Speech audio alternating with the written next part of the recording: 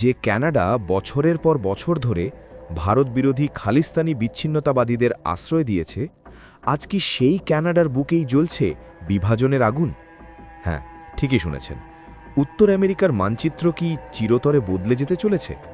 একদিকে কানাডার প্রধানমন্ত্রী মার্ক কার্নি আর অন্যদিকে ডোনাল্ড ট্রাম্প, এই দুই রাষ্ট্রপ্রধানের দ্বন্দ্বে বলির পাঁঠা হতে চলেছে কানাডার সবচেয়ে ধনী প্রদেশ অ্যালবার্টা। কিন্তু কেন আমেরিকা চাইছে তার সবচেয়ে ঘনিষ্ঠ বন্ধুরাষ্ট্রকে দুটুকরো করতে? ট্রাম্পের এই গোপন মিশনের পেছনে আসল রহস্যটা কি?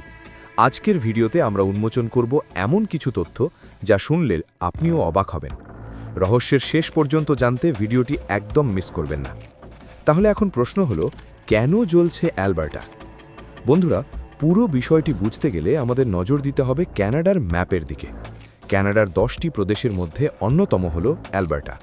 গত ৪৫ বছর ধরে এই প্রদেশের মানুষের মনে ক্ষোভের আগুন জ্বলছে। কিন্তু কেন? কারণ কানাডার ৮০% তেল ও গ্যাস আসে এই অ্যালবার্টা থেকে।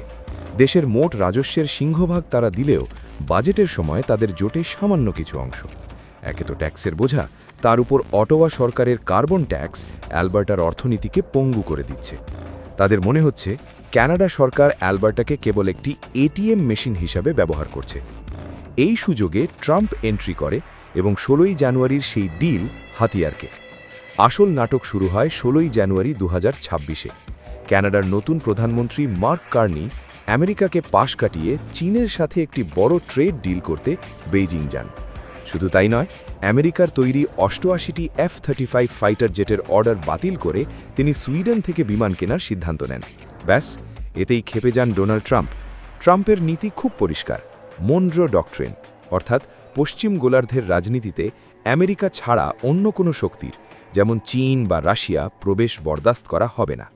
ট্রাম্প এখন প্রকাশ্যেই অ্যালবার্টার বিচ্ছিন্নতাবাদী দল অ্যালবার্টা প্রসপ্যারিটি প্রজেক্টের সাথে হোয়াইট হাউসে বসে মিটিং করছেন। গুঞ্জন উঠেছে, অ্যালবার্টা কি তবে আমেরিকার ৫১ নম্বর রাজ্য হতে চলেছে? তাহলে এই পরিস্থিতিতে দাঁড়িয়ে ভারতের অবস্থান কি হওয়া উচিত? একসময় কানাডার ২৩তম প্রধানমন্ত্রী জাস্টিন ট্রুডো খালিস্তানিদের মদত দিয়ে ভারতের অখণ্ডতাকে চ্যালেঞ্জ করেছিলেন। আজ প্রকৃতি যেন সেই একই বিষবৃক্ষ কানাডার উঠোনে রোপণ করেছে।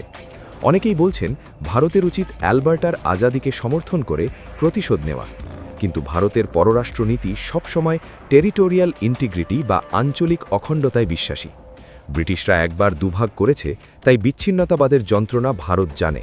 প্রতিশোধ নয়, বরং ভারতের উচিত এই মুহূর্তে নীরব থেকে বিশ্ব রাজনীতির এই অদ্ভুত খেলাটি পর্যবেক্ষণ করা। বন্ধুরা, আপনাদের কি মনে হয়, ট্রাম্প কি সত্যিই পারবেন কানাডাকে ভেঙে নিজের আধিপত্য কায়েম করতে, নাকি কানাডা তার এই সংকট কাটিয়ে উঠবে? কমেন্ট সেকশনে আপনার মূল্যবান মতামত অবশ্যই জানান।